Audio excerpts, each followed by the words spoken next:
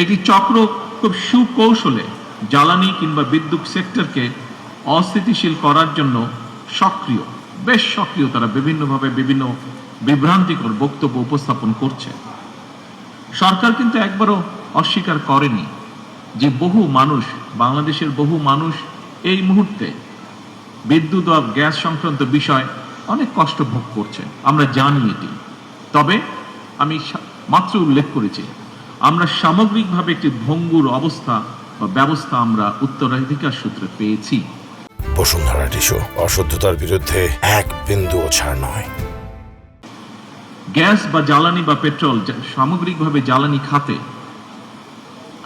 যেই অপরিকল্পিতভাবে প্ল্যান প্রোগ্রামগুলো গ্রহণ করা হয়েছিল, অথবা বিগত দিনগুলোতে কোনো নির্দিষ্ট মহলকে সুবিধা পাইয়ে দেওয়ার জন্য যে সকল নীতি গ্রহণ করা হয়েছিল, তার খেসারত সমগ্র দেশ, দেশের মানুষ এবং বর্তমান সরকারকে বহন করতে হচ্ছে।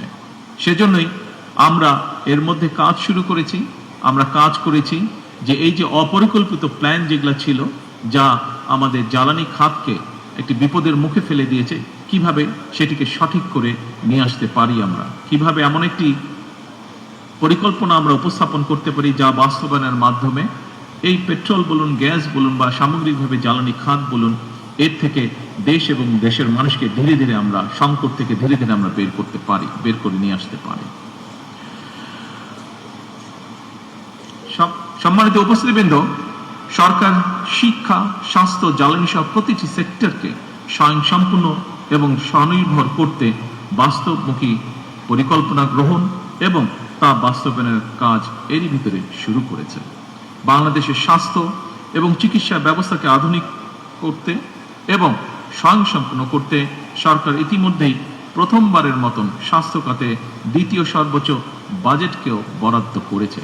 তবে অবশ্যই এখানে শুধু সরকার না, সরকারের পাশাপাশি সরকারের সাথে সমগ্র বাংলাদেশে আপনারা যা চিকিৎসক আছেন, সেটি উপজেলা পর্যায়ে হোক, জেলা পর্যায়ে হোক, ঢাকা বা বিভাগ যে কোনো পর্যায়ে হোক না কেন, সকল চিকিৎসককে, সরকারি বেসরকারি সকল চিকিৎসক বৃন্দ আপনাদেরকেও এগিয়ে আসতে হবে।